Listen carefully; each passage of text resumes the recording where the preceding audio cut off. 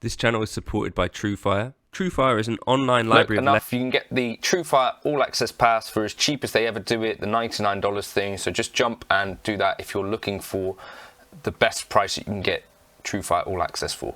So, I don't know if any of you guys are anything like this, but for me, I've always thought, like, I kind of wanted to be a guitarist my whole life, and I thought that maybe I would be, you know, like a session guitarist or whatever, doing the thing, the real thing, not just playing in my bedroom. But I kind of had a little bit of a revelation kind of recently where I was talking in a couple of videos about, you know, I've not really enjoyed the playing live experience for quite a while. Another thing that I think is worth bearing in mind, that actually just purely playing the guitar is not really anywhere near as important as a bunch of other factors in terms of you getting gigs and bits and pieces like that. But on top of that, I kind of wanted to talk about, like, just how little stage time one actually gets to get comfortable with this stuff. So in terms of, like, there's this Malcolm Gladwell 10,000 hours thing where he looked at, like, a bunch of violinists, stuff like this, and this was kind of the somewhat random benchmark of what it might take to become a master at something. Apparently, I've just found another website, like 6 seconds, the time taken to become a master at chess ranges from something like 700 hours of, you know, dedicated practice to something like 16,000. So just 10,000 hours in general is not really an indicator of much at all. Just the fact that, I guess, it's an acknowledgement that it takes a long time or a lot of practice to get good at one specific skill or one set of skills, whatever it is. Now, if you kind of then factor that in with how much time do you actually get to spend on stage? So I think in my busiest year, I might have done 180 gigs. You think about that in terms of actual hours. If each gig is like 2 hours, that's only 360 hours across a year. Now, that doesn't get us anywhere near close to 10,000 hours. And I think it was something like 27 years it would take to become a master if it was that long. Closer to 28 years. So that is a roughly-ish, I guess, close to what I'm at now.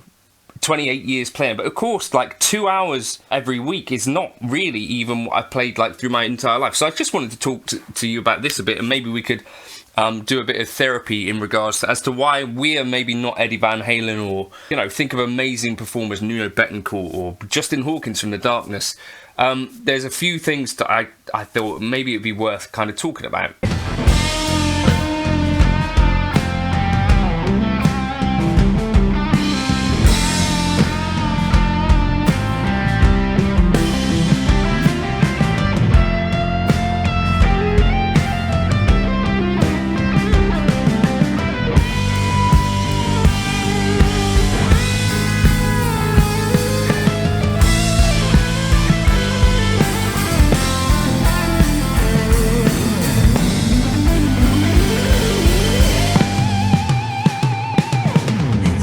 Hopefully trigger something in my own head that can mean that maybe I perform a bit better. I grew up playing in church. I started playing guitar at age 8, piano at age 5, and I think church maybe 10 or 11. I was lucky to be in a church where it was like sort of encouraged to get involved, but I was like playing acoustic guitar, and I would face my back to the audience just because I was more interested in what was happening on stage. And in a church environment, to me, and what I was sort of taught at the time or told, or the, you know, values that were kind of there, with it was less about you. It's called worship and all that sort of stuff, right? So my kind of thought was actually performing and smiling and all of that sort of stuff in a church was less kind of relevant. Fast forward to, I guess, my first sort of band experiences were maybe like 13, 14, 15. So I did get, you know, sort of a good hour per week of playing at church for a few years there. And then, you know, I played with my brother in a band, a few bands. And so, again, you'd have like the odd gig here or there. Like, would a gig once or twice a year be reasonable for like a growing up sort of teenage band living in Devon? I I think that was about right. We would do like Battle of the Bands and stuff like that, and we did quite well. I think there is it's kind of a key thing. Like, I was never at all a natural performer. I feel like I'm quite a natural practicer or player at home, like a competent bedroom player, but when it comes to playing live, that's totally been a thing which is like, well, I can see some great performers and I know what it looks like, but I just don't feel it naturally within me to do that sort of thing. Then what else happened? I went to university, and I guess from the age of 14 up till university, I was sort of playing guitar for a couple of hours a day at least. So I think that was an important stage for kind of getting close to that first 10,000 hours of just playing guitar. And it does definitely, you don't need to be at 10,000 hours to be performing in a band at all. Like, there's plenty of guitarists that are not, you know, sweep picking their way through whatever, that have made an entire career off it.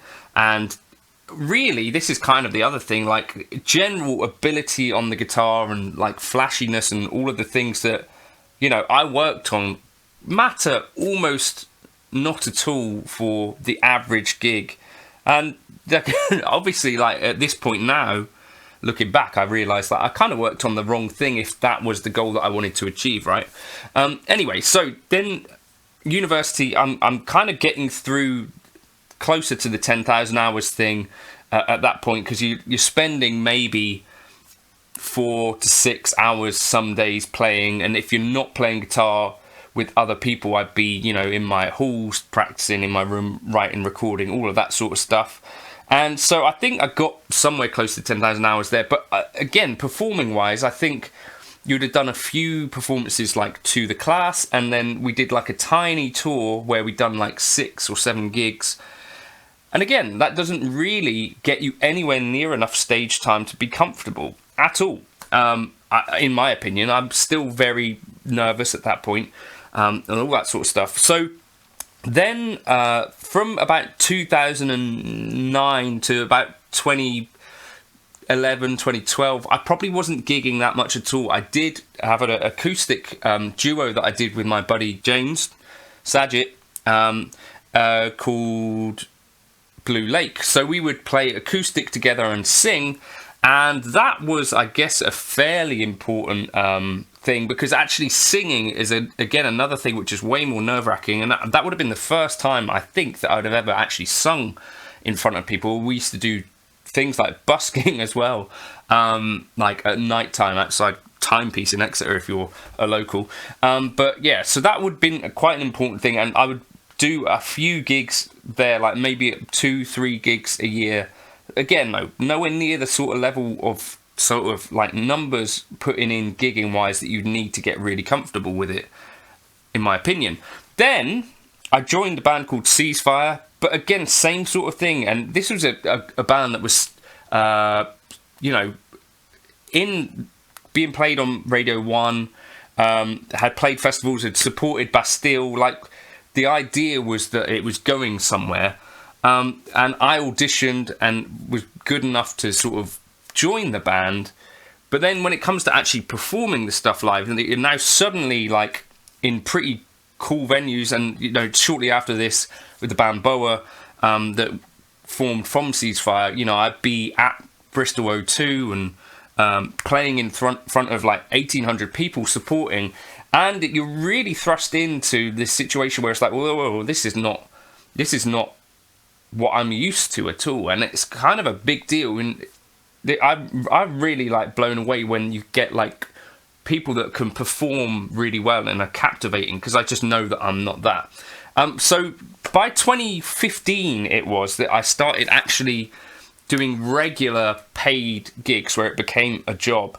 And this is, I think, where I've actually now started to accrue some serious kind of hours on a stage, because it would be basically every weekend, like right up to this point, really, it would be like, you know, half an hour at church a week as a kid, and then very sporadic kind of situations. Whereas then 2015 onwards, like really ramped up from in the first year, like maybe 40 situations like that, and maybe jumping up on jam nights and that sort of stuff, as well as sort of some function gigs, to the busiest year, which was like 180 nights of the year, like getting out there and being on a stage and starting to actually feel comfortable with it, this is the real thing. I think where I'm at now, if I had been here, you know, in my mid-20s or so, I think maybe it might have been a different situation in some regards. Like, if I'd actually had some serious time on stage, I'd have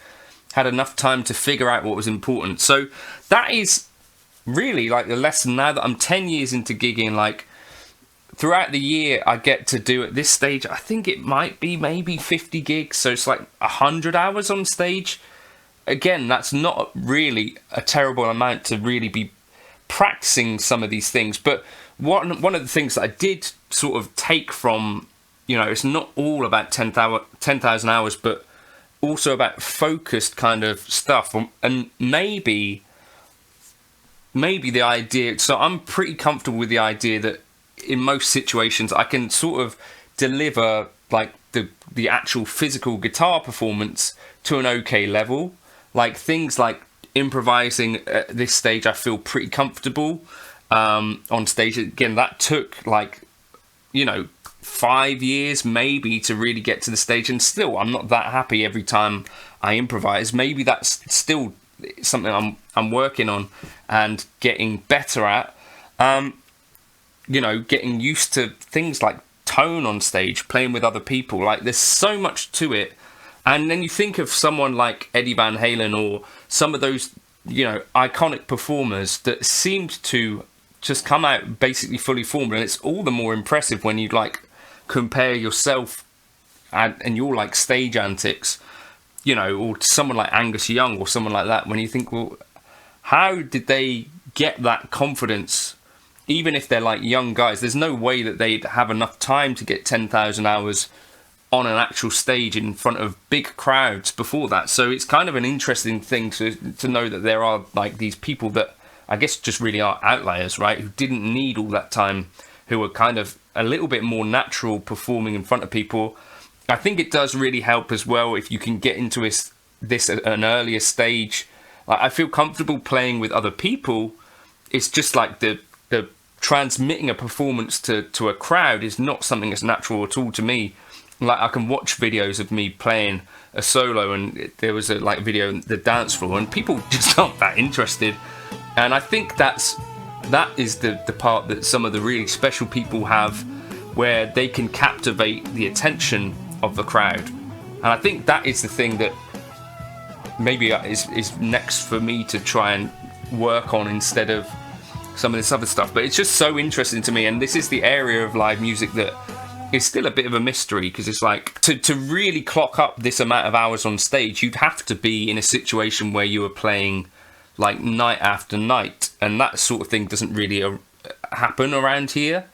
I guess you have to be in somewhere like London or Nashville or New York or some of these places where there is like live music all the time, and that's maybe where you can get in these amount of hours to actually be able to become a master at performing live, which is a different thing to being a master of playing a guitar.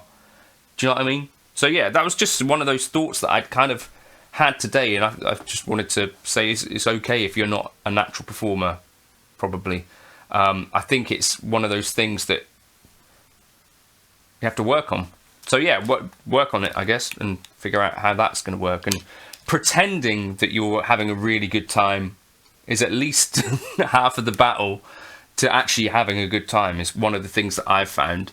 And if you just head down and thinking, right, what is this next part? That part is very easy to sort of just coast through a gig and being invisible, like me. But you probably want to try and be more than that if you're wanting to get a bit further, I guess. I don't know, let me know your thoughts in the comments. Have you struggled with performing live and all that sort of stuff? Does this kind of give some answers as to why? Like, if we're only doing less than 50 shows a year, you're just not putting in the amount of hours that might actually get you to feel comfortable, unless you're really focused on trying to improve that aspect of your playing.